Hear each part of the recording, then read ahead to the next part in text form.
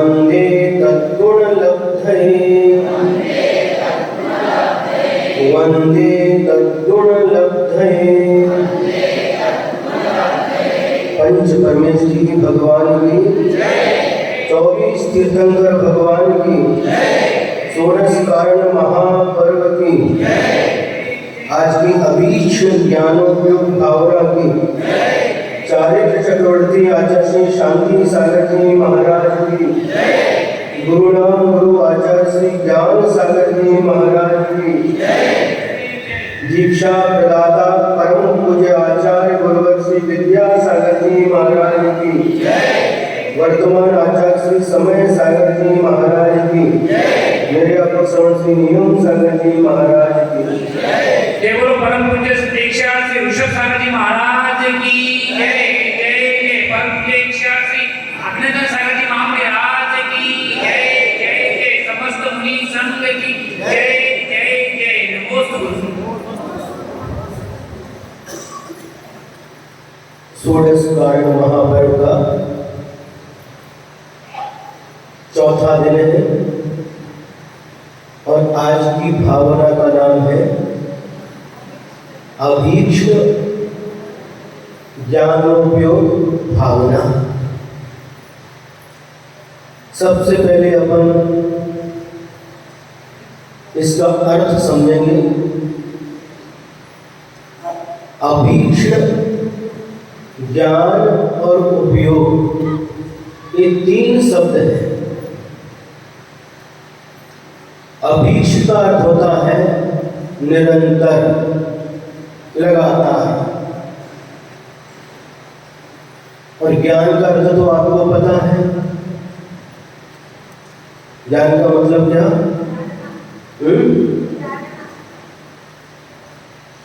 उसको आगे विश्लेषण करेंगे। जो जानता है वह ज्ञान कहलाता है। जानने वाला कौन है? आत्मा है। आत्मा जानता है।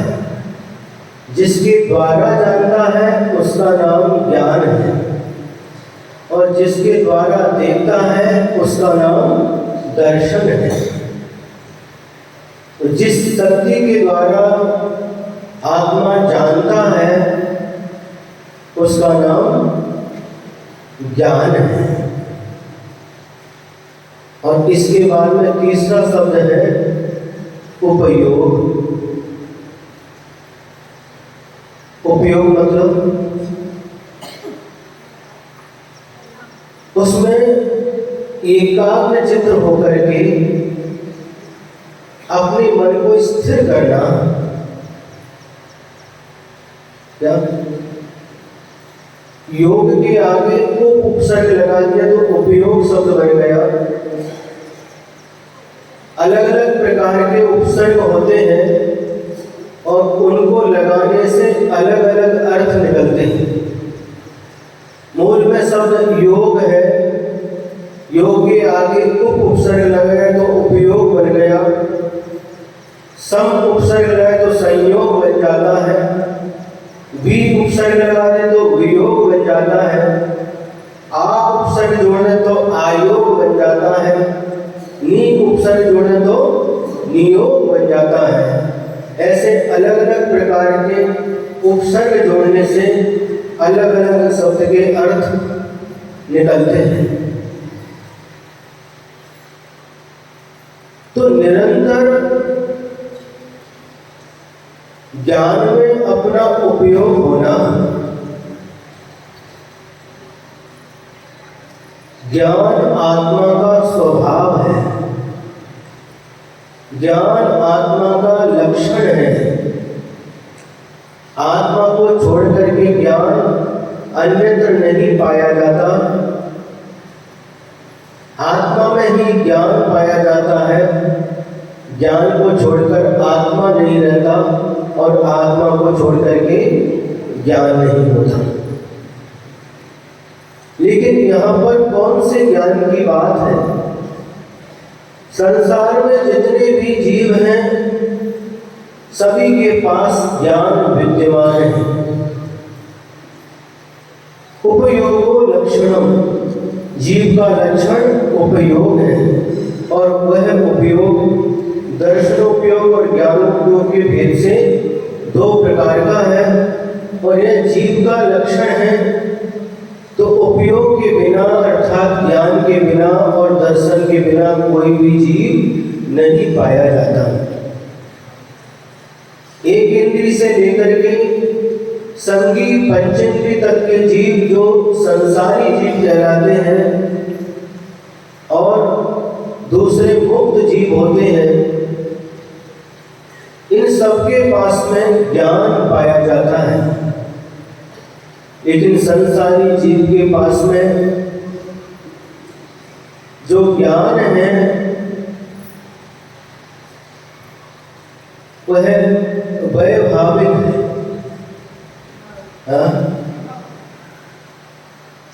विवाह रूप परिणमन कर रहा है। एक इंद्रिय जीव के से लेकर के असंगी जीव तक का जो ज्ञान है वह मिथ्या ज्ञान कहलाता है। मिथ्या ज्ञान कहो तो ज्ञान कहो, ये सब एक ही अर्थ का बोध कराते हैं। तो ज्ञान से रहित कोई भी जीव नहीं है। सबके पास में ज्ञान है, सबके पास में दर्शन है। आप लोगों ने 24 ठाना पढ़ा है। उपयोग दो प्रकार के हैं, उसमें ज्ञानोपयोग 8 प्रकार का है और दर्शनोपयोग 4 प्रकार का है। 8 प्रकार का जो ज्ञानोपयोग है उसमें को मति ज्ञान, को श्रुत ज्ञान और को अवधि ज्ञान, ये 3 को ज्ञान है और 5 सम्यक ज्ञान है। मति ज्ञान, श्रुत ज्ञान, अवधि ज्ञान, मनःपर्य ज्ञान और केवल ज्ञान, ये 5 ज्ञान सम्यक ज्ञान है। ये 5 और 3 ज्ञान को ज्ञान है, इन तीनों को मिला दो तो 8 ये ज्ञानोपयोग के भेद बन जाते हैं। दर्शनोपयोग 4 प्रकार का है, चक्षु दर्शनोपयोग, अचक्षु दर्शनोपयोग और अवधि दर्शनोपयोग और केवल दर्शनोपयोग। दर्शन मिथ्या नहीं होता, ज्ञान मिथ्या होता है लेकिन दर्शन कभी मिथ्या नहीं होता। किसी वस्तु का ज्ञान होने के पहले जो सामान्य प्रतिभास होता है उसका नाम दर्शन है और इसके बाद में ज्ञान उपयोग शुरू हो जाता है। तो ज्ञान कभी भी क्या दोनों प्रकार का ज्ञान है, मिथ्या ज्ञान और सम्यक ज्ञान। जो मिथ्यात्व के साथ रहता है वह मिथ्या ज्ञान कहलाता है और जो सम्यक दर्शन के साथ होता है वह सम्यक ज्ञान कहलाता है।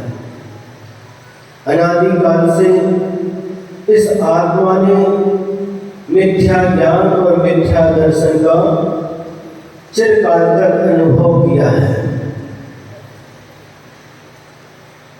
सम्यक ज्ञान प्राप्त करने के लिए पुरुषार्थ नहीं करना पड़ता, किंतु सम्यक दर्शन प्राप्त करने के लिए पुरुषार्थ की आवश्यकता होती है। जैसे ही सम्यक दर्शन होता है वैसे ही जो मिथ्या ज्ञान है सम्यक ज्ञान में परिणत हो जाता है। मिथ्या ज्ञान बहुत सारा भी हो और सम्यक ज्ञान थोड़ा भी हो, इन दोनों में श्रेष्ठ कौन है? सम्यक ज्ञान। भले ही वह अल्प है, थोड़ा है, लेकिन समीचीन है, सम्यक है, इसलिए सम्यक ज्ञान श्रेष्ठ है। और बहुत मात्रा में होने के बाद भी वह मिथ्या ज्ञान श्रेष्ठ नहीं होता। मिथ्या ज्ञान संसार में परिभ्रमण कराता है और सम्यक ज्ञान संसार के परिभ्रमण को रोक करके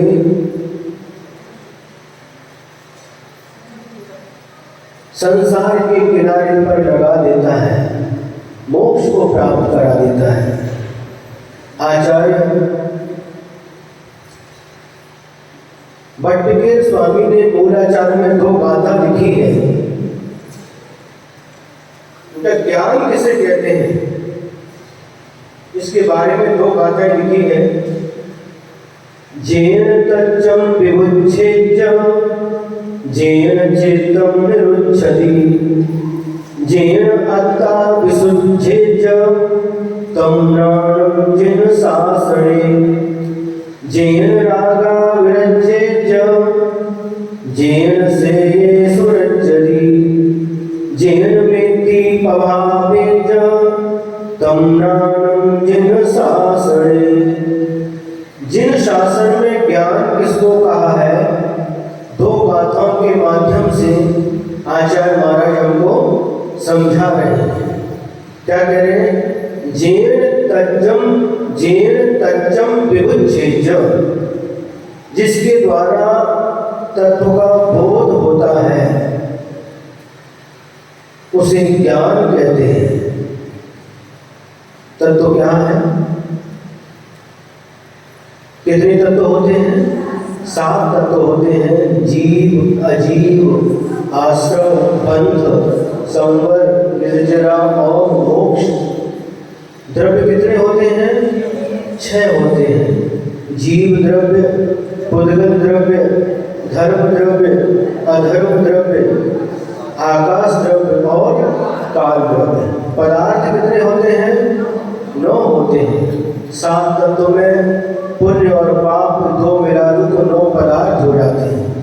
तो जिसके द्वारा हमें तत्व का बोध होता है, जिसके द्वारा तत्व का बोध मतलब वस्तु के यथार्थ स्वरूप का जिसके द्वारा बोध होता है, वस्तु का जो वास्तविक स्वरूप है उसका हमें ज्ञान होता है, उसका नाम जिन शास्त्र में ज्ञान कहा है। हम वस्तु को देखते हैं, लेकिन वस्तु को वस्तु के रूप में नहीं देखते, किंतु अच्छे और बुरे के रूप में देखते हैं। देखिए आप जब किसी भी वस्तु को देखते हैं, जो देखने में आता है वह क्या है? पुद्गल द्रव्य है। मात्र पुद्गल द्रव्य ही हमें देखने में आता है। तो जब भी हम किसी भी वस्तु को देखते हैं तो या तो उसको देखने के बाद यह वस्तु अच्छी है ऐसा आभास होता है, या फिर यह वस्तु बुरी है ऐसा आभास होता है।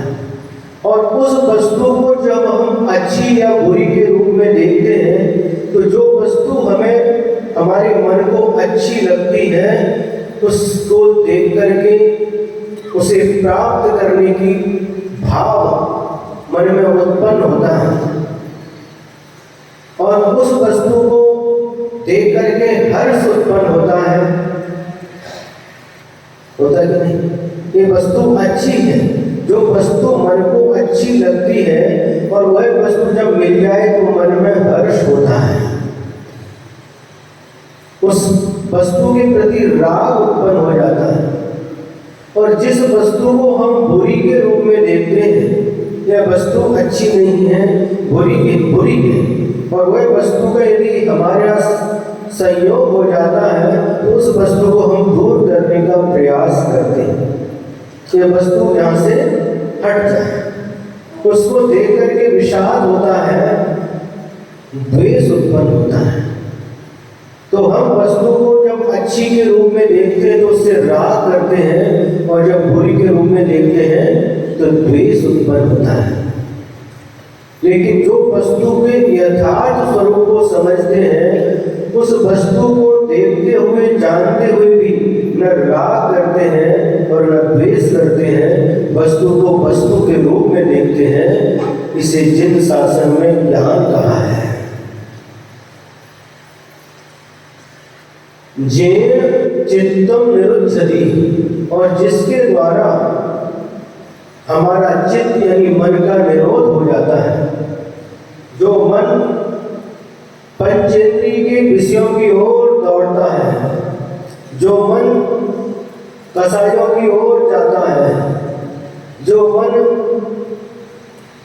जहां नहीं जाना चाहिए वहीं जाता है, तो जो उस मन को अशुभ से रोक करके शुभ में लाता है, अशुभ प्रवृत्ति से रोक करके शुभ की ओर लाता है, उसको जिन शासन में ज्ञान कहा है। मन प्राय करके अशुभ की ओर ही जाता है, लेकिन जो उस अशुभ की ओर जाते हुए मन को रोक करके शुभ में लगाता है, शुभ की ओर लाता है। अशुभ क्या है? अशुभ क्या है? पाप की ओर ले जाता है, मिथ्यात्व की ओर ले जाता है, कसायों की ओर ले जाता है। ये सब क्या है? अशुभ है। और मन अशुभ की ओर जा रहा है, और अशुभ की ओर जाते हुए मन को रोक करके जो शुभ में लगाता है। शुभ क्या है?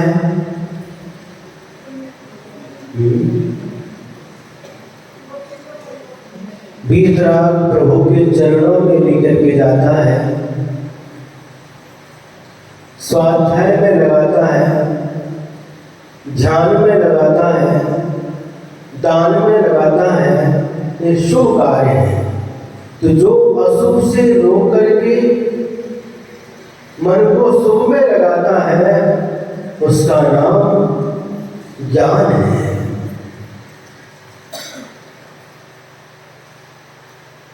तीसरा कहा, जेन अक्का विशुद्धेज, जिसके द्वारा आत्मा शुद्ध अवस्था को प्राप्त कर लेता है।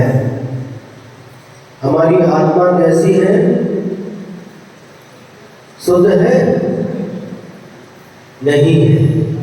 अभी हमारी आत्मा कर्म रूपी मन से सहित है, कर्म रूपी कीट कालिमा से सहित है।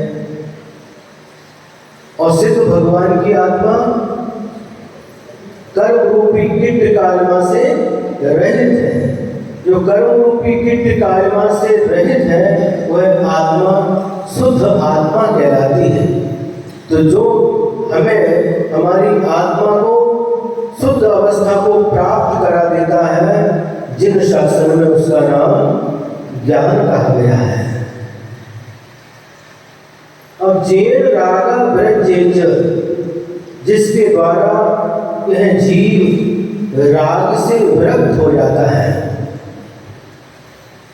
राग पता है, द्वेष पता है, मरण पता है, वो तो हमें प्रति समय अनुभव में आता है।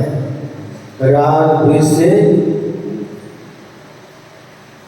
सहित यह आत्मा राग द्वेष का अनुभव करता रहता है। लेकिन यहाँ पर कह रहे हैं, जेन रागा विरजेज, जिसके द्वारा आत्मा राग से विरक्त हो जाता है।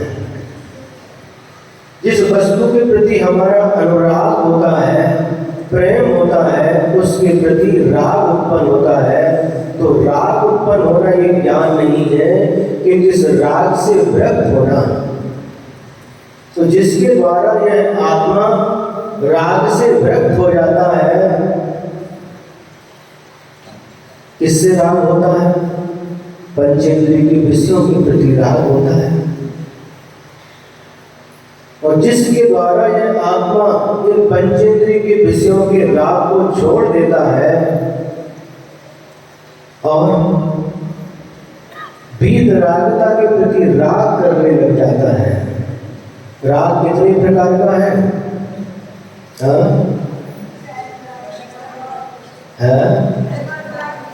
दो प्रकार का राग होता है। एक प्रशस्त राग होता है और एक अप्रशस्त राग होता है। प्रशस्त राग किसे कहते हैं? जो देव शास्त्र गुरु के प्रति, साधर्मी बंधुओं के प्रति जो प्रेम होता है, वात्सल्य होता है, उसे प्रशस्त राग कहते हैं। देव के प्रति राग होता कि नहीं? हाँ, कौन से देव के प्रति? वीतरागी देव के प्रति। शास्त्र के प्रति भी राग होता है, भगवान की वाणी है इसके प्रति भी हमारा राग होता है, प्रेम होता है।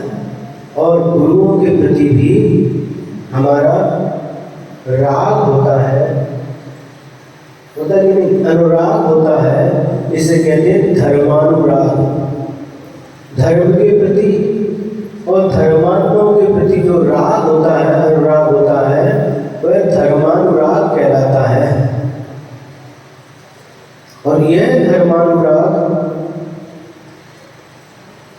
अच्छा है या बुरा है? और दूसरा जो राग होता है जिसे अप्रशस्त राग कहते हैं, वह विषयानुराग कहलाता है। पंच इंद्रिय की जो विषय है उनके प्रति इसका झुकाव होता है, उसके प्रति राग उत्पन्न होता है। राग समझना, मराठी में राग मतलब गुस्सा, क्रोध होता है, वो राग नहीं लेना। यहाँ पर राग का मतलब प्रेम, अनुराग। तो जो पंचेंद्रिय के विषयों के प्रति राग उत्पन्न होता है, स्पर्श इंद्रिय संबंधी जो विषय है, मृदु चाहती स्पर्श इंद्रिय, कठोर से बचना चाहती है, मुलायम चाहती है। तो जो विषय चाहे स्पर्श इंद्रिय संबंधी हो, रसना इंद्रिय संबंधी हो, घ्राण इंद्रिय संबंधी हो, चक्षु इंद्रिय संबंधी हो, या फिर कर्ण इंद्रिय संबंधी हो, तो जो ये विषय है एक अप्रशस्त है,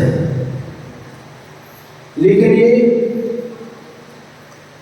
इसको यदि धर्म से जोड़ दिया जाए तो ये प्रशस्त भी बन जाते हैं।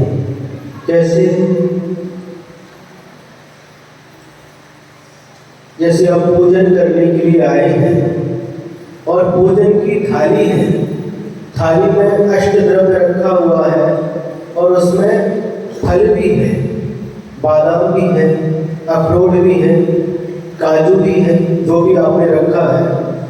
और मान लो आपको भूख लगी है,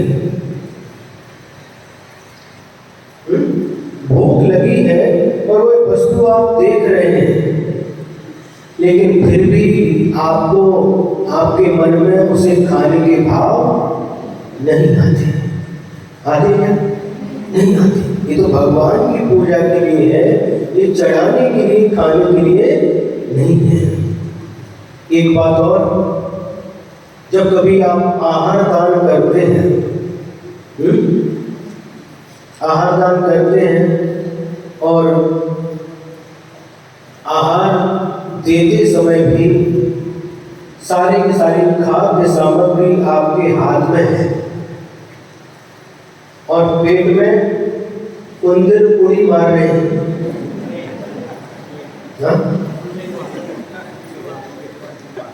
ऐसे बोलते पेट में चूहे कूद रहे हैं। जब ज्यादा भूख लगती है तो क्या होता है? क्या बोलते हैं आप लोग? पोटा उंदर उड़ी मार दी। पेट में गावड़े, गावड़े, अच्छा गावड़े उड़ी मारते हैं। हाँ, तो उस समय आपको ये स्थिति बन रही है, बहुत भूख लगी हुई है और भूख से क्या हो रहा है?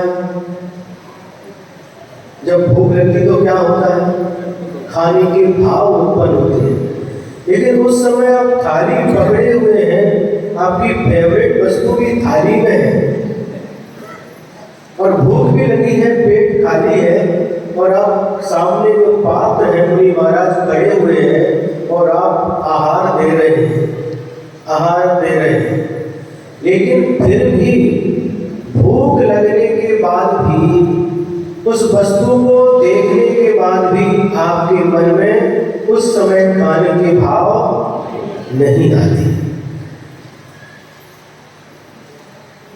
आहार संज्ञा की उदीरणा के लिए गोमठ सार में 4 कारण बतलाए गए हैं। कितने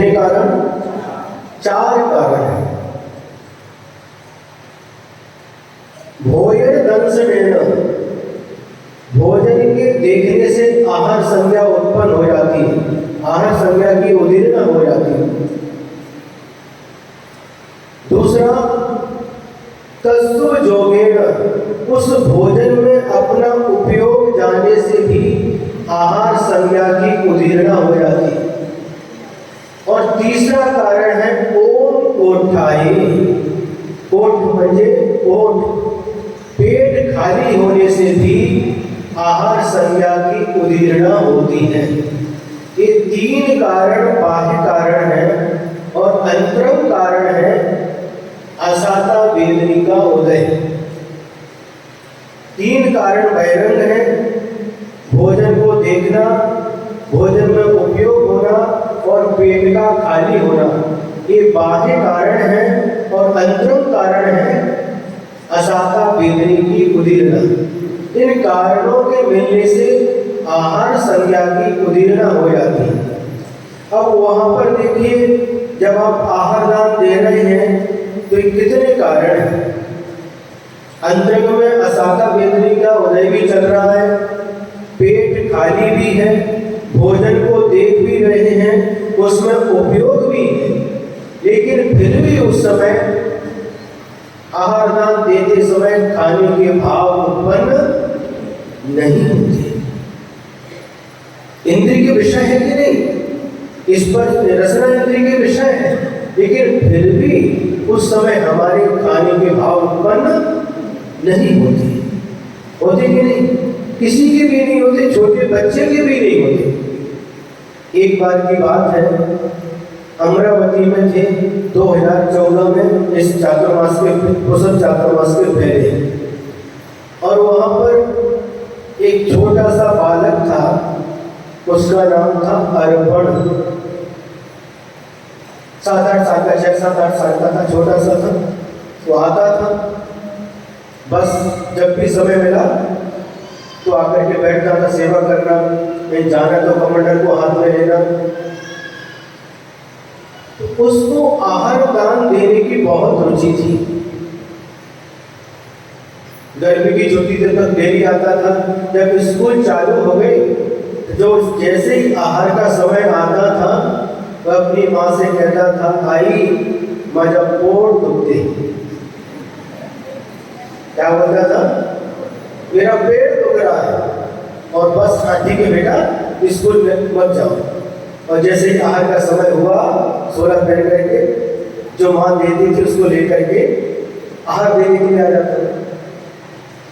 दूसरे दिन फिर फिर जब स्कूल का समय हुआ, आई आज मेरे डोका दुखते,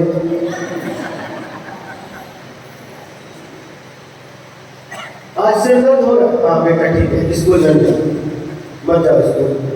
और जैसे ही आहार का समय हुआ, 16 पहना, माँ ने जो दिया वो लेकर के आहार देने के लिए आ गए। तीसरे दिन आई, आज मुझे पाँव दुखते। सुने, ऐसे बहाना करता था, लेकिन उसका भाव क्या रहता था? हमें आहार दान देना है। आहार दान देने की बहुत रुचि थी, इसलिए झूठ बोल करके पेट दुख रहा है, सिर दुख रहा है, सब बोल करके सिर्फ स्कूल नहीं जाना पड़े, आहार दान देना। एक बार उनके घर में जब आहार हुआ, तो वह भी था साथ में, और आई से बार बार बोलता, उसको जलेबी बहुत पसंद थी। उसकी माँ ने जलेबी बनाई थी चौके में, तो बोलता, आई महाराज जी ने जलेबी दिया ना। आई जलेबी लेकर के आई,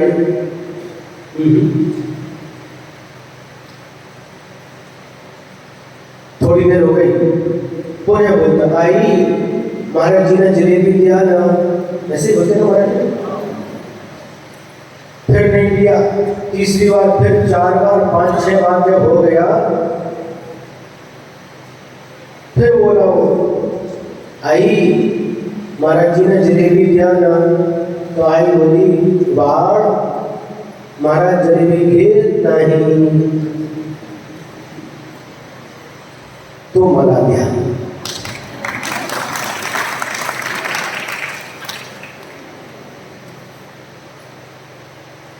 उसको जलेबी पसंद है, लेकिन शुरू में बोलेगा हमको जलेबी दो, महाराज जी को दो, महाराज जी को दो, महाराज जी को दो, आधा पौन घंटा तक हम सुनते रहे। लेकिन जब माँ ने कह दिया कि महाराज जलेबी घेर नहीं, महाराज जी जलेबी नहीं दे रहे, तो फिर मुझको दे।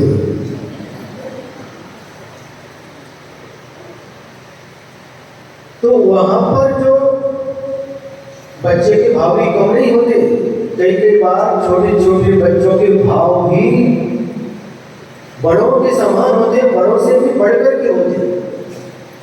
इसलिए बच्चों को कभी पीछे नहीं धकेलना चाहिए। आज के बच्चे ही करके श्रावक बनेंगे। तो बच्चों को इस समय जो संस्कार मिलते हैं, देखा भरी भरी ठंडी में भी 16 पहन करके छोटे छोटे बच्चे खड़े रहते हैं आहारदान देने के भाव से। भले ही कुछ भी हो, लेकिन उनके भाव तो उस समय देने के रहते। तो हम क्या कह रहे हैं, जिस समय आप लोग आहारदान देते हैं, पेट खाली है, भूख लग रही है, लेकिन फिर भी उस वस्तु को खाने के भाव आपके नहीं होते। तो जे अब यहाँ पर क्या है, आपका अनुराग है। कौन सा अनुराग है? धर्मानुराग है।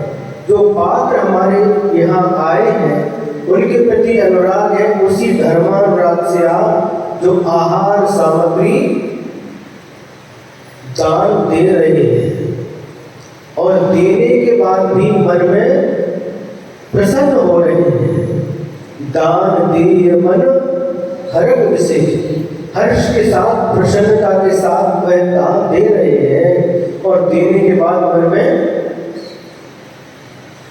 खुशी का अनुभव कर रहे हैं। कर रहे कि नहीं? और महाराज जी यदि नहीं दे रहे, फिर भी आप आग्रह करते हैं, महाराज जी एक गिलास तो दे दो, एक गिलास तो दे दो।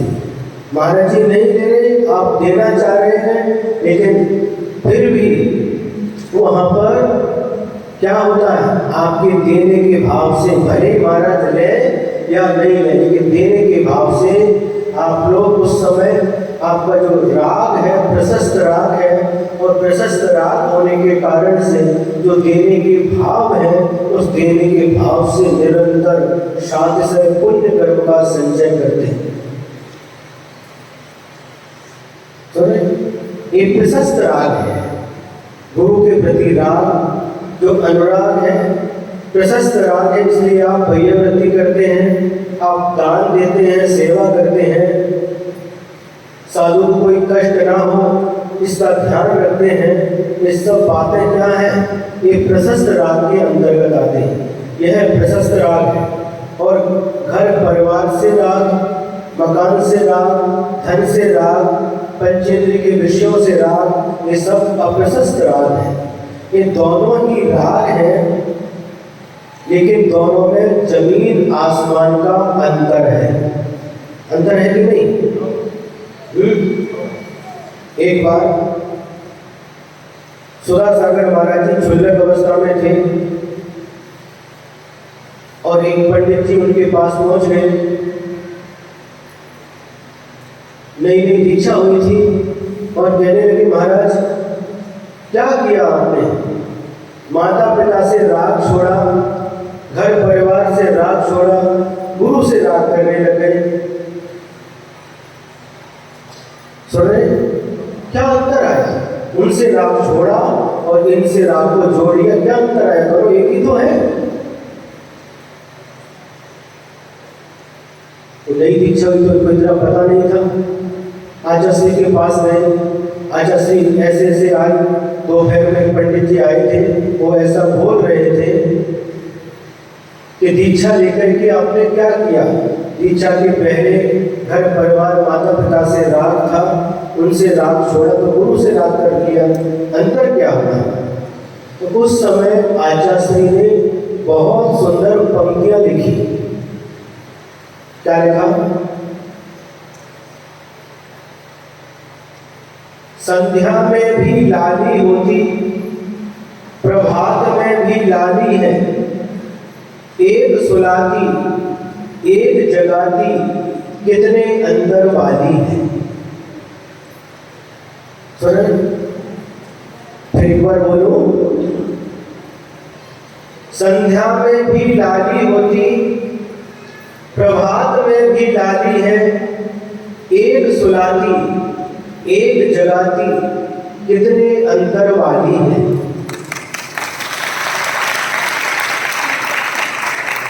बहुत सुंदर आचार्य ने उदाहरण दिया। संध्या में भी लाली होती, संध्या मुझे संध्या गाड़ी, जब सूर्य डूब जाता है पश्चिम दिशा में, उस समय पश्चिम दिशा में सूर्य डूबने के बाद में लालिमा दिखाई देती है। दिखाई देती है कि नहीं? कभी देखा कि नहीं? हाँ देखा है। इसको क्या बोलते हैं?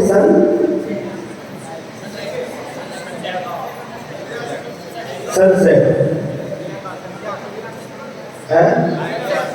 और सुबह प्रातः काल के समय पूर्व दिशा से जब सूर्य उगता है और सूर्य उदय होने के पहले भी पूर्व दिशा में लालिमा छा जाती है। देखा कभी? सोकर कितने बजे उठते हैं? आजकल के बच्चे रात में देर तक जागते हैं और सुबह लेट उठते हैं। सूर्योदय कब होता है पता नहीं। बेटा पूर्व दिशा कौन सी है? सूर्य किधर से निकलता है पता नहीं। बहुत सारे बच्चे तो जिस पूर्व दिशा में जब सूर्य का उदय होता है तो वहां पर पूर्व दिशा में लालिमा छा जाती है। तो दोनों समय लालिमा है। जब सूर्य का उदय होता है तब पूर्व दिशा में लालिमा दिखाई देती है और सूर्य डूबने के बाद पश्चिम दिशा में लालिमा दिखाई देती है। देखने में दोनों एक जैसी दिखती है। लालिमा कोई अंतर दिखता नहीं दिखता।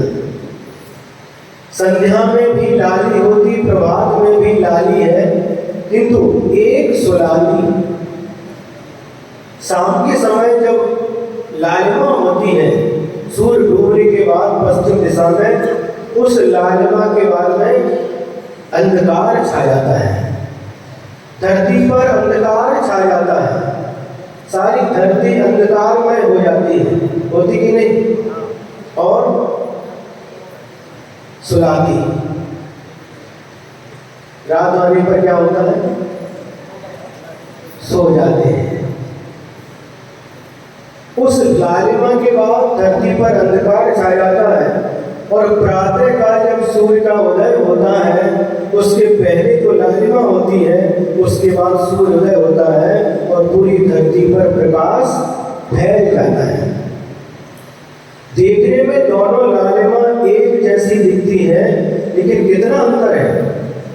एक के बाद अंधकार आता है और एक लालिमा के बाद प्रकाश आता है।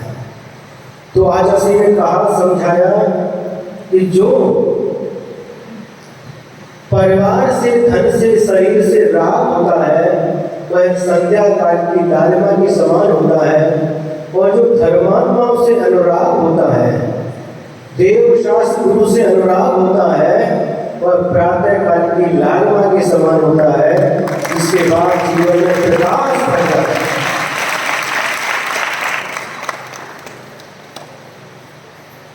देखिए गुरु जी के उदाहरण। उस प्रातः काल की लालिमा के बाद पूरी धरती पर प्रकाश छा जाता है और वह प्रकाश जैसे ही हमें देव शास्त्र गुरु के प्रति अनुराग होता है तो हमारे जीवन में धर्म रूपी प्रकाश फैल जाता है। हमारा जीवन जो अज्ञान रूपी अंधकार से आच्छादित था, ज्ञान रूपी प्रकाश से भर जाता है। अज्ञान अंधकार के समान होता है। जिस अज्ञान के कारण व्यक्ति देखते हुए भी नहीं देखता, हित का मार्ग में उसे दिखाई नहीं देता, अहित के मार्ग पर ही चलता रहता है। लेकिन ज्ञान प्रकाश के समान होता है जो हमें सन्मान की ओर ले जाता है, समीचीन मार्ग का बोध कराता है। सच्चा मार्ग कौन सा है इसका ज्ञान कराता है और सच्चे मार्ग पर लेकर के जाता है। इसे प्रकाश कहते हैं। दोनों में अंतर है कि नहीं? बोलो है।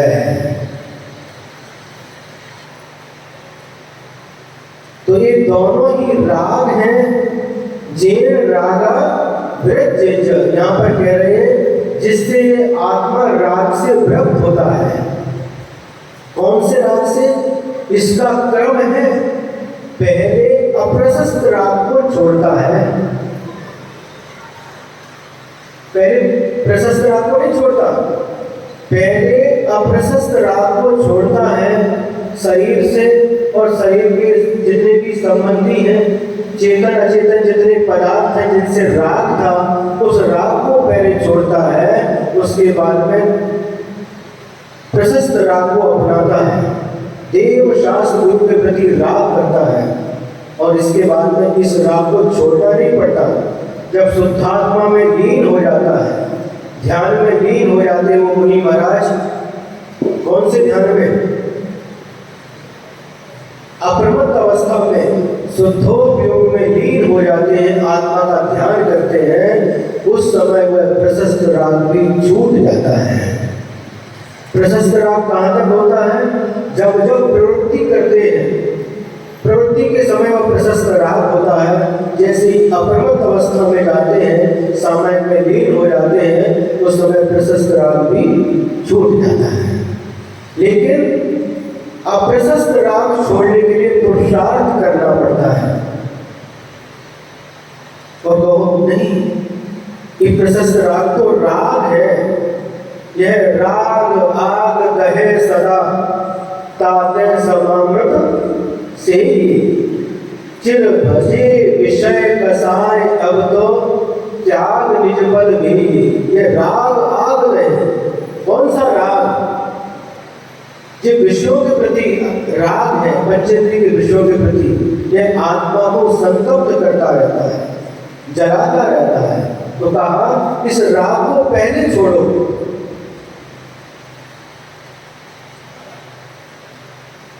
इस राग को छोड़ने का उपदेश दिया है। इस राग से व्रत हो, वीतराग मार्ग के प्रति अनुराग करो। भक्ति होती, भक्ति षोडश कारण भावना में भक्तियां, चार भक्तियां आती हैं, अरहंत भक्ति, आचार्य भक्ति, बहुश्रुत भक्ति और प्रवचन भक्ति। ये चार भक्तियां हैं। ये चार भक्ति भी, भक्ति जो होती है वह प्रशस्त राग है। प्रशस्त राग के बिना कभी भक्ति नहीं कर सकते। हमारी बात आपको समझ में आ रही है कि नहीं? अरे हाँ, तो पहले अप्रशस्त राग को छोड़ करके यह जीव प्रशस्त राग को अपनाता है, और बाद में यह राग जब शुद्धोपयोग में लीन होते हैं, श्रेणी में चढ़ते, अपने आप यह राग छूट जाता है। लेकिन जब जब प्रवृत्ति करते हैं उस समय प्रशस्त राग होता है। कभी गुरुजनों के आने पर उठ करके खड़े होना, हाथ जोड़ना, उनको नमस्कार करना, उनके बैठने पर उनके नीचे बैठना, चलते समय उनके आगे नहीं चलना, उनके पीछे चलना।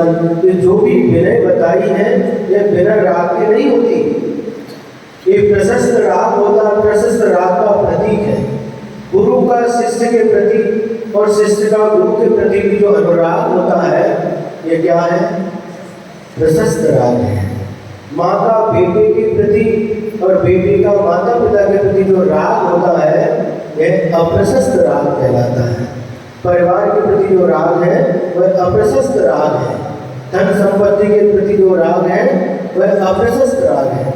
तो जैन रागा विरज्य, जिसके द्वारा यह जीव राग से व्यक्त हो जाता है, राग करना छोड़ देता है, उसे तम ज्ञानम जिन शासने, उसे जिन शासन में ज्ञान कहा गया है। जैन से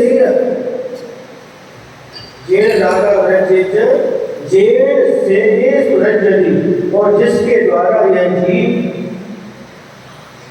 कल्याण के मार्ग में, मोक्ष मार्ग में राग करता है, अनुराग करता है, विषयों के राग को छोड़ता है, और मोक्ष मार्ग और मोक्ष मार्गी के प्रति जो अनुराग करता है, पंच परमेश्वरों के प्रति जो अनुराग करता है, उसे जिन शासन में ज्ञान कहा है। विषयों के प्रति राग है, उसको ज्ञान नहीं कहा, उसको अज्ञान कहा है। किंतु पंच परमेश्वरों के प्रति जो राग होता है, धर्म के प्रति, धर्मात्माओं के प्रति जो राग होता है, उसे अज्ञान नहीं कहा, किंतु ज्ञान ज्ञान कहा है। क्या तड़का लगा दिया, मिर्ची का बुखार लगाया है।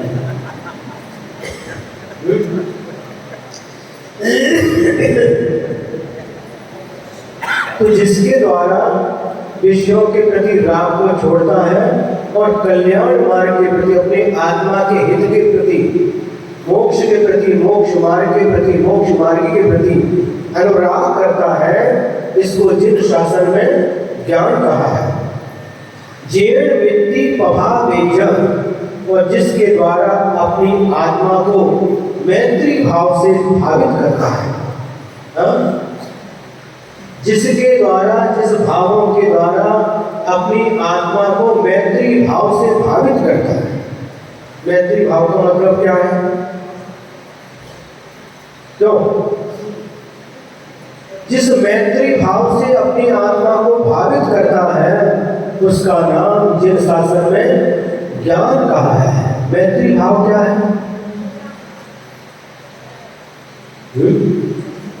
एक दूसरे के गले में हाथ डाल करके घूमना, इसका नाम मैत्री भाव है। एक साथ एक थाली में बैठ करके भोजन करना, इसका नाम मैत्री भाव है। एक गाड़ी पर बैठ करके घूमना, इसका नाम मैत्री भाव है। इसका नाम मैत्री भाव नहीं है। मैत्री भाव मतलब क्या है? मेरे द्वारा किसी भी प्राणी को कष्ट न पहुंचे। ये जो भाव है प्राणी मात्र के प्रति, इसका नाम है मैत्री भाव, मित्रता का भाव। अभी मैत्री भाव किसके प्रति? घर के प्रति, घर वालों के प्रति, हिंगोली के प्रति, हिंगोली वालों के प्रति, कुशल वालों के प्रति, किसके प्रति? सत्वेषु मैत्रीम् गुणेषु प्रमोदम् क्लिष्टेषु जीवेषु कृपा परत्वम् माध्यस्थ भावम् विपरीत वृत्तौ सदा ममात्मा विदधात देव। सत्वेषु मैत्रीम्, जितने भी प्राणी हैं संसार में, चाहे वो एक इंद्री हो, दो इंद्री हो, तीन इंद्री हो, चार इंद्री हो, पंचेंद्री हो, मनुष्य हो, त्रियंश हो, नारकी हो, देव, सभी के प्रति मैत्री भाव। बोलो, सभी प्राणी के प्रति मित्रता का भाव रख सकते हैं? हमारी बुद्धि कितनी संकीर्ण होती जा रही है। हम धर्म की विराटता को समझ नहीं रहे हैं, इसलिए हम स्वार्थ के वशीभूत होकर के, जो मैत्री भाव है, बस हम सुखी रहें, हमारा परिवार सुखी रहे, बाकी हमें किसी से लेना देना नहीं है। तुम दूध बासुंदी पूरी खा रहे हो और तुम्हारा पड़ोसी, उसको खाने के लिए चटनी भाकरी भी नहीं है, और आप पूरी बासुंदी खा रहे हैं, तो ये मैत्री भाव है? अरे पड़ोसी की तरफ भी ध्यान रखो।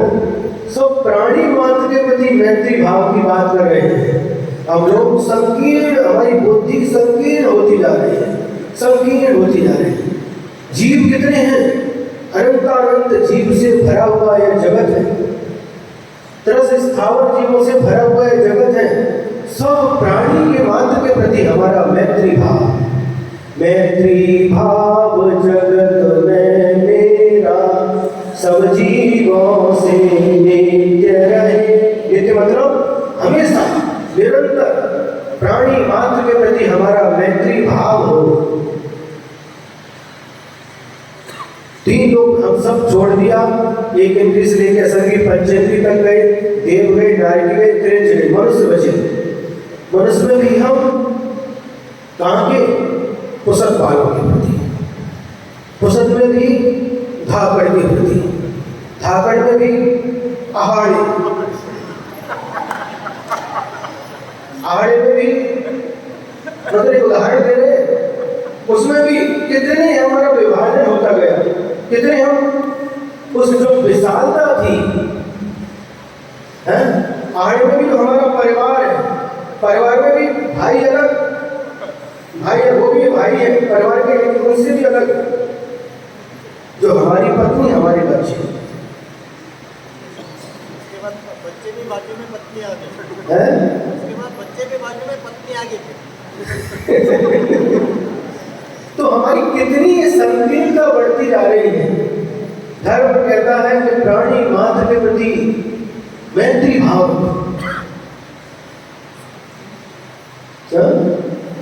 प्राणी मात्र के प्रति मित्रता का भाव, किसी भी प्राणी को मेरे मन के द्वारा, मेरे वचन के द्वारा, मेरे शरीर के द्वारा कष्ट न हो, ऐसी भावना, इसको भावना कहते हैं, बार बार भाना चाहिए।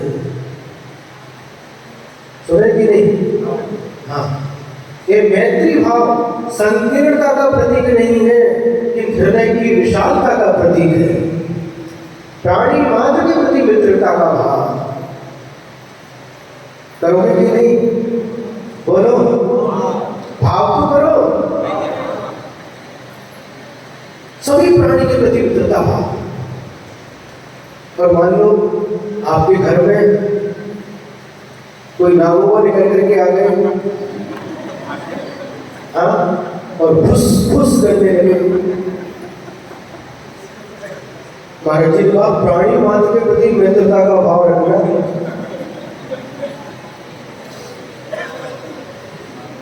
क्या करोगे? पकड़ के जंगल में छोड़ देंगे, हैं? पकड़ के जंगल में छोड़ देंगे। उसके प्रति भी इसको भी कष्ट ना हो, उसका भी, इसकी भी सुरक्षा हो और हमारी भी सुरक्षा हो, ऐसा कार्य करते कि नहीं? इसको भी कष्ट ना हो। कई लोग हमें जाते कई घरों में देखते हैं, वो मच्छर मारने का जो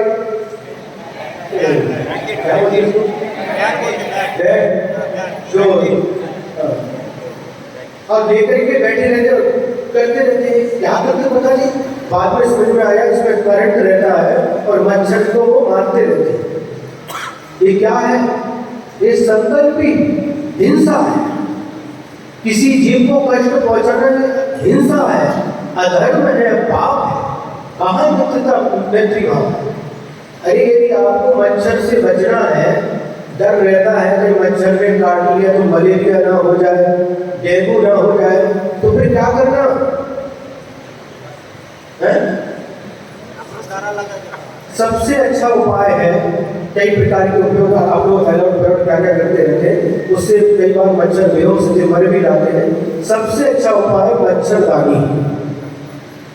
मच्छरदानी से अंदर आप है, बाहर मच्छर है, आपकी भी सुरक्षा, मच्छरों की भी सुरक्षा। कॉकरोच हो गए तो कॉकरोच मारने की दवाई डालें, बालों में जुए पड़ गए उसमें मारेंगे। ये मित्रता, मैत्री भाव कहाँ है? विवेक रखना चाहिए, प्राणी मात्र के प्रति मैत्री भाव। यहाँ पर हम लोग बात बता रहे थे, बहुत सारे लोग बैठे हैं, याद आ गई सड़ा है? हिंदी में जो खराब हो जाता है उसको सड़ गया, ऐसा बोलते सड़ा है, आम सड़ा आम। लेकिन महाराष्ट्र में सड़ा बोलते हैं, प्रातः काल सुबह उठते ही आते हैं, बकेट में पानी लेते हैं, बाहर पानी डाल देते हैं। तो फिर हमने देखा कि हमारे हमको बहुत अटपटा लगता है, और आते हैं सुबह सुबह उठ करके देखते हैं, और इतने मूड हैं। एक दो बार हमने मंदिर से देखा पानी बरस रहा, फिर भी ऊपर से डालो। तो महाराज ये हमारी परंपरा है, पानी बरस रहा फिर भी ऊपर से पानी डालते हैं।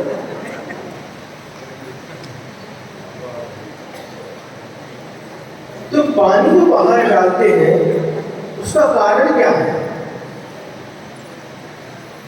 पहले के जमाने में जब मकान कच्चे रहते थे, मिट्टी के रहते थे, उस समय गोबर शहर बोलते आप लोग उसको डाल के डालते थे उसको स्वच्छ करने के लिए व्यवस्थित। आज तो सीमेंट के मकान में, फिर भी हमारी परंपरा है।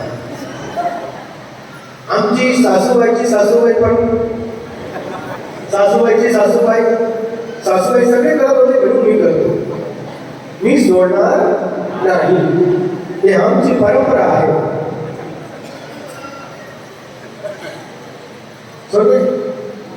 उस समय की परिस्थिति अलग थी, कच्चे मकान थे, आज की परिस्थिति अलग है। अरे तुमची सासूबाई दादी क्या बोलते दादा से गड़त होती, अरे तुम्ही काय गड़त नाही?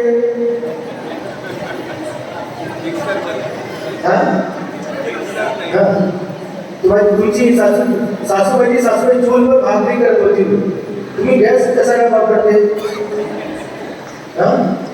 मिक्सर कशाला वापरते? ये सब क्या परंपरा लेकर के पहले पासून करके इसी को धर्म मान करके चलते रहते आगे। तो जो बाहर पानी डालते सुबह उठ करके हम देखते हैं, बाहर बैठते सब दिखता हमको, और पानी डालते, क्यों डालते पानी? इसका कारण बताओ पहले, ये तो बोलो।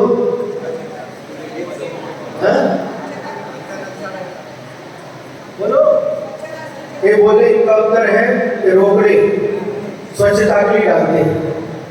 अब सुनिए, स्वच्छता के लिए डालते हैं। अब मान के चलो वही घर के बाहर कुत्ता गंदगी करके गया, 2 नंबर कर दिया कुत्ते ने, और आपने सड़ा डाल दिया, स्वच्छता हुई क्या?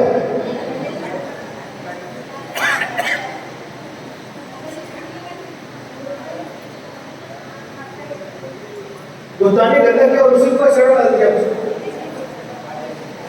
स्वच्छता के लिए नहीं, स्वच्छता के लिए अच्छी तरह से जब हम स्वच्छता करते हैं तो ध्यान रखना चाहिए, वहां पर गंदगी भी हो सकती है, एक नहीं बहुत सारी लाइन की लाइन रहती है, चिंचिटियां, और पानी डालते तो क्या होगा? हिंसा होगी। और पानी भी आप कौन सा डालते हैं? बिना छान के भी डाला, लेकिन वहां पर आपने अंधेरे भी डालते, हम देखते हैं अंधेरा भी, उजाला भी नहीं हुआ, लाइनों की लाइन चलती रहती है, चीटी उस पर पानी डाल देते। ये क्या है?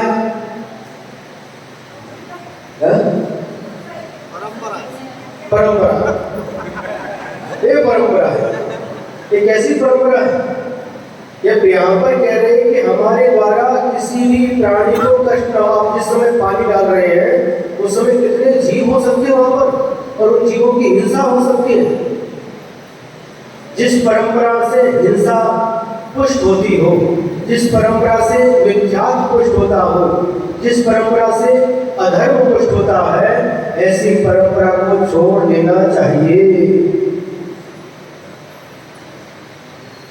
परंपरा के लिए हमने एक उदाहरण दिया था, बहुत सारे लोग फिर देते हैं।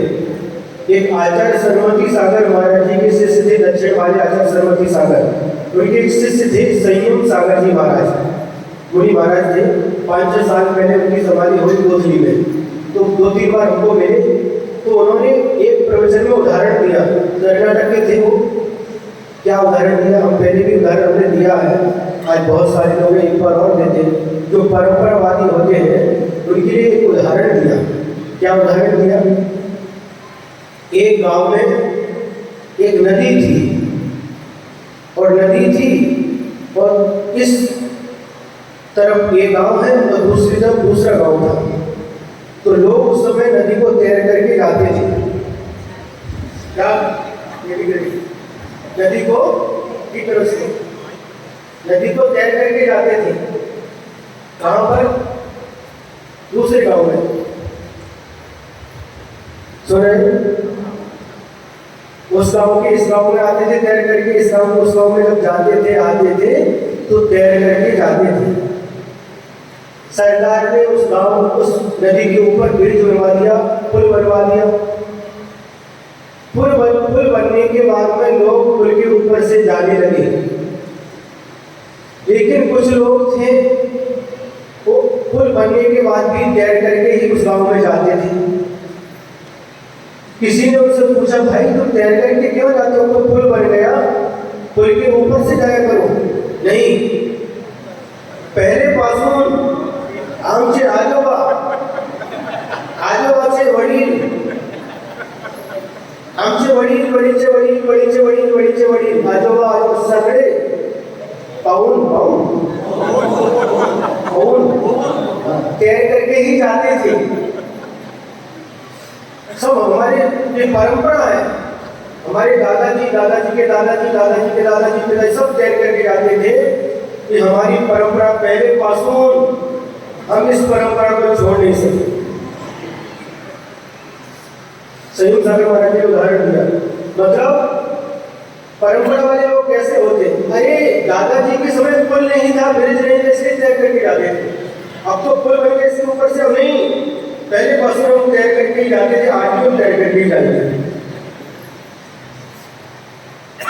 इसलिए इन परंपराओं को छोड़ना चाहिए। जिस परंपरा से अहिंसा की पुष्टि होती हो, धर्म की पुष्टि होती हो, ऐसी परंपरा को आगे बढ़ाना चाहिए, सड़ा नहीं मारना चाहिए। एक बार इनको भी देखा था, मगर आप गुंडा जी बैठे ना, उस दिन भी बारिश में थी, गीला था, फिर भी बाल्टी पकड़ लेकर के जंगल जाते समय देखा कि क्या करें, गीली थी, रोड गीला था, बारिश हुई, फिर भी सड़ा मारे। ये सड़ा मारना, पानी मारना बंद करना चाहिए। तो यहाँ पर क्या बात चल रही है? जैन व्यक्ति भाव, जिससे प्राणी मात्र के प्रति मित्रता का विस्तार होता हो, तम नानुम जिन शासने, उसको ज्ञान कहा है जिन शासन में।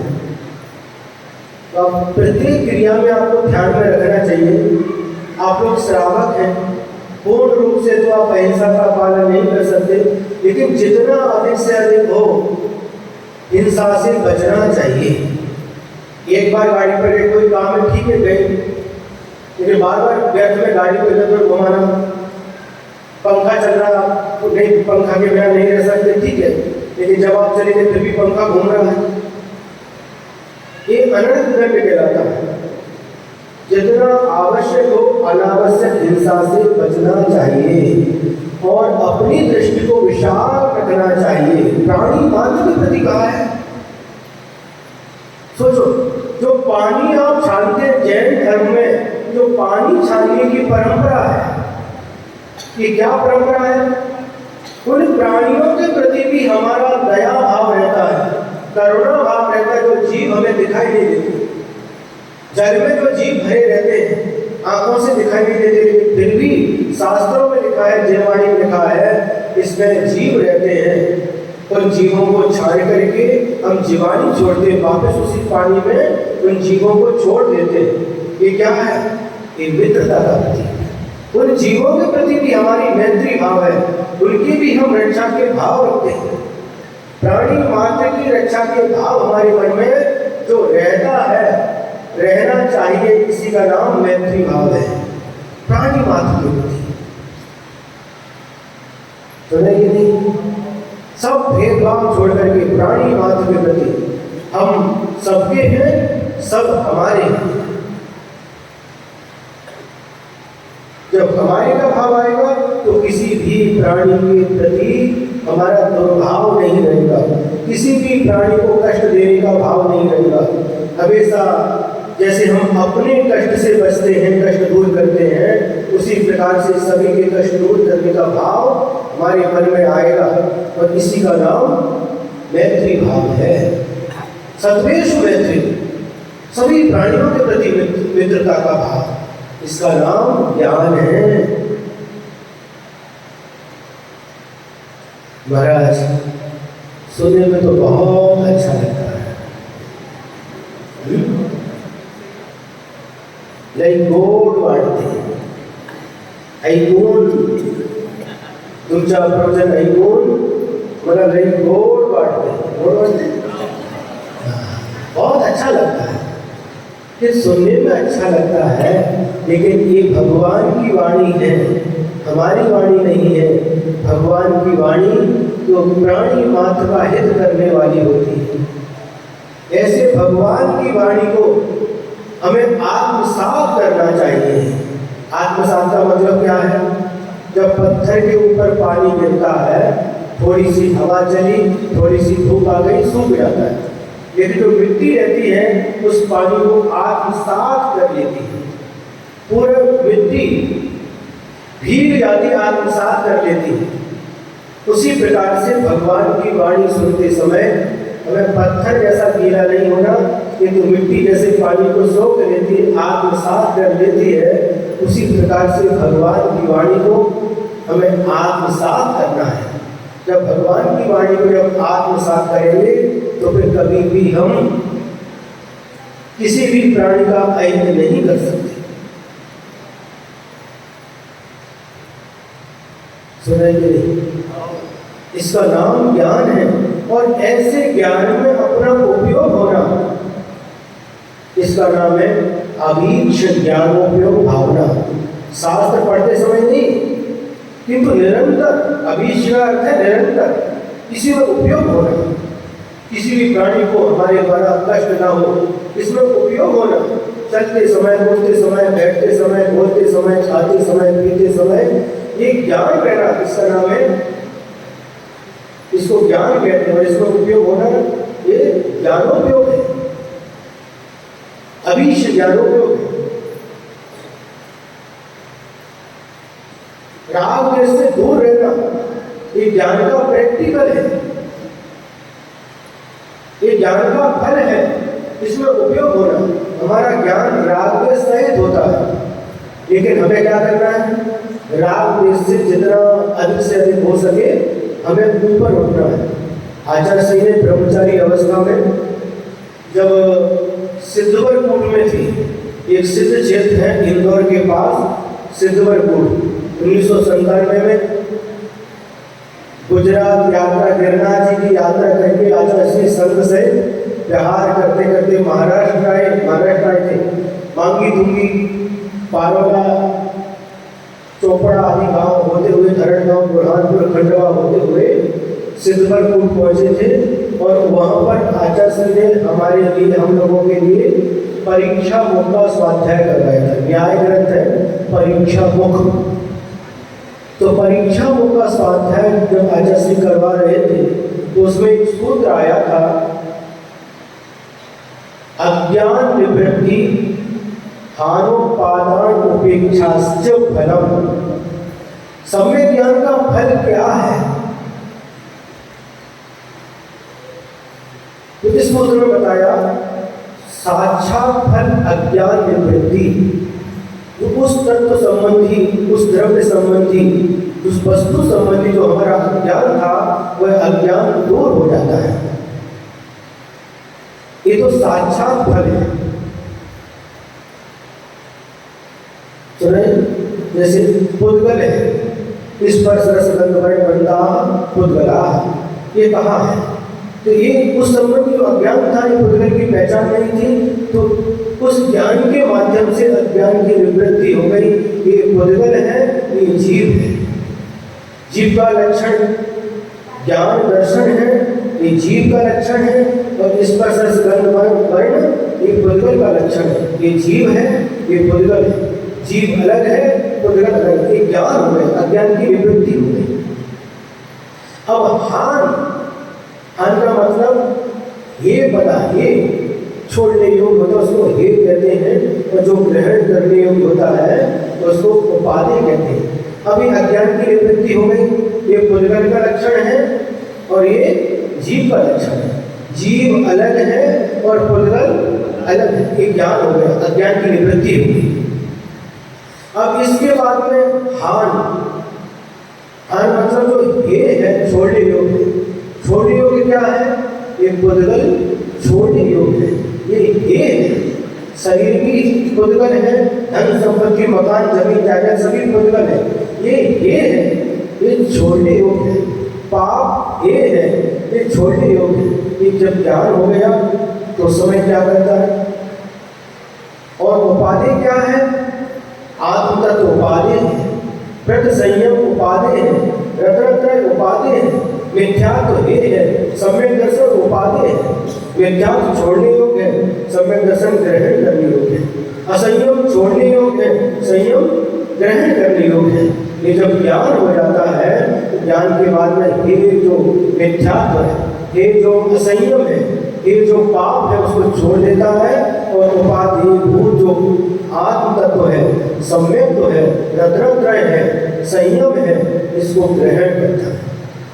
ये ज्ञान का फल है, पारंपरिक फल है और उपेक्षाश्च फलम। इसके बाद में इन छोड़ने योग्य और ग्रहण करने योग्य इससे भी ऊपर उठ जाता है।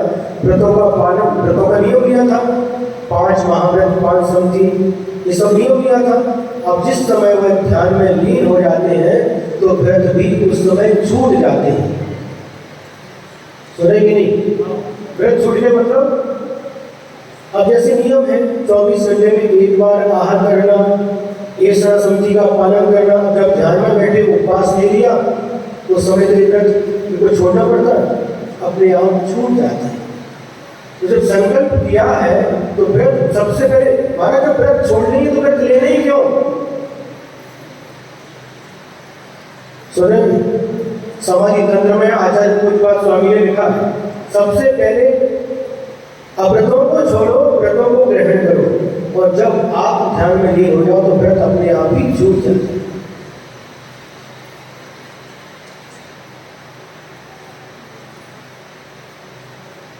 सुने,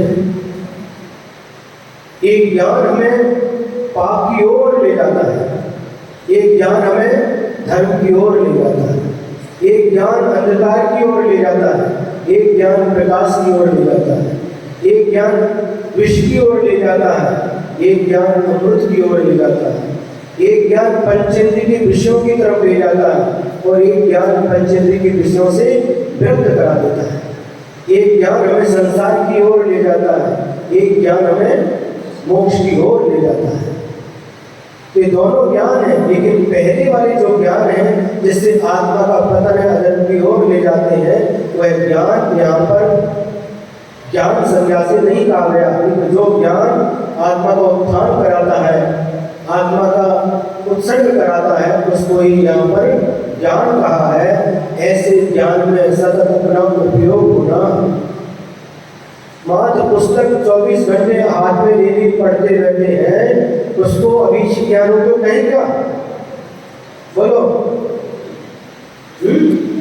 नहीं, 24 घंटे पुस्तक हाथ में लेकर के रखे हैं, पुस्तक का ज्ञान तो बहुत हो गया, लेकिन जो पुस्तक में कहा है, एक व्यक्ति वो है जो 24 घंटे पुस्तक हाथ से निकाल नहीं, हाथ में पकड़े रहता है, और एक व्यक्ति जो शास्त्र में कहा है उसका आचरण करता है, उसको आत्मसात करके बैठा है। कौन सा ज्ञान है? वास्तविक ज्ञान वही है। कौन सा ज्ञान? जो शास्त्र में पढ़ा था, गुरु के मुख से सुना था, और उसको लेकर के आत्मचिंतन करता है, आत्म ध्यान करता है, जो हे है उसको छोड़ देता है और उपाधि उसको ग्रहण कर लेता है, आत्मा में लीन हो जाता है। इसका नाम ज्ञान है। पुस्तक लेकर के बैठे हैं, जब भूख लगी तब बिस्किट खा लिया, जब प्यास लगी तो पानी ले लिया, ऐसा नहीं। सुने कि नहीं? तो ये ज्ञान उपाधि भूत है। जो ज्ञान हमने प्राप्त किया था उसका जो हम प्रैक्टिकल कर रहे हैं, यही उपाधि भूत है। एक व्यक्ति राग द्वेष नहीं कर रहा है तो क्या उसका ज्ञान ऊपर नहीं है? राग द्वेष को छोड़ करके बैठा है, ज्ञाता दृष्टा बन करके बैठा है, वस्तु को देख रहा है, फिर भी वस्तु को देख करके हर्ष विषाद नहीं कर रहा है, राग द्वेष नहीं कर रहा है, वह निरंतर ज्ञानों के ऊपर, विश्व ज्ञानों के ऊपर लीन समझना चाहिए।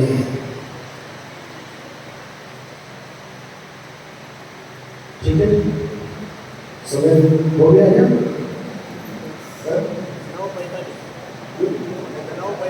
9:45 बस आया क्या निकला?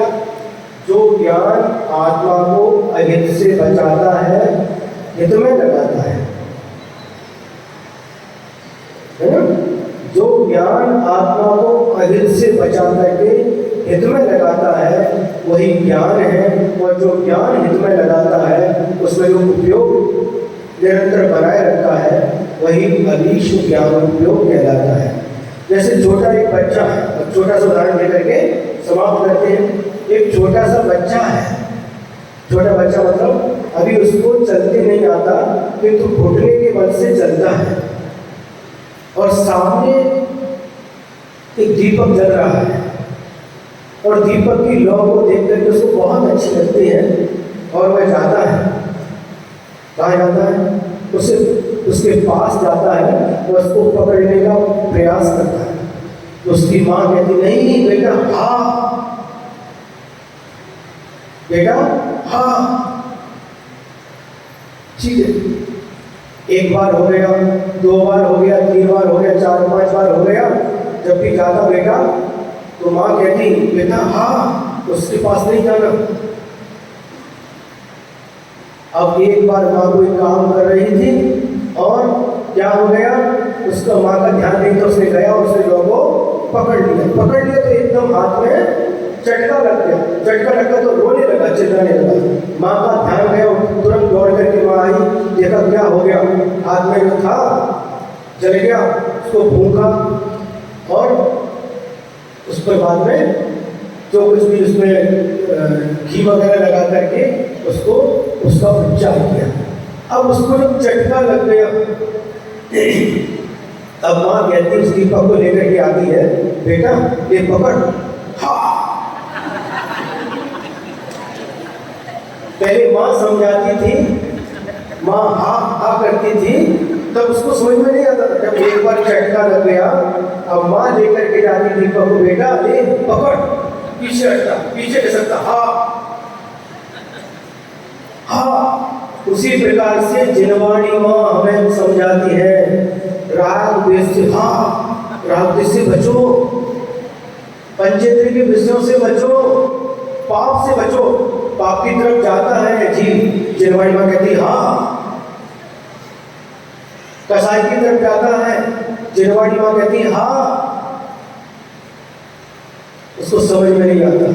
फिर जब पाप करता रहता है और उसके फलस्वरूप इसकी अधोगति होती है, नरक में जाता है, तब उसको समझ में आता है तो ये पाप का फल है। पाप का फल इतना भयानक होता है, तब उसको समझ में आता, हाँ। तब जिनवाणी माँ की याद आती है। उस समय हम जिनवाणी माँ का सुनते तो आज ये दशा नहीं होती।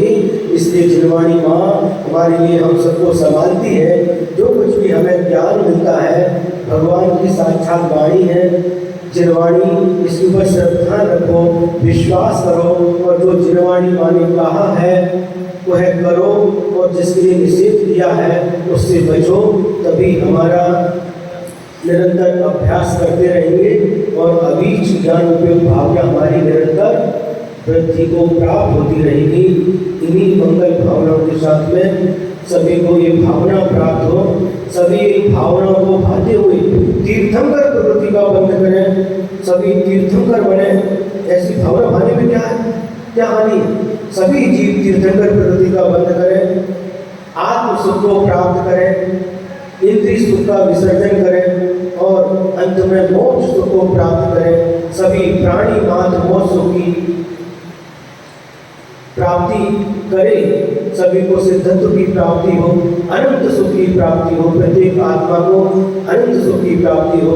इन्हीं मंगल भावनाओं के साथ जय बोलो परम पूज्य आचार्य गुरुवर श्री विद्यासागर जी महाराज जय।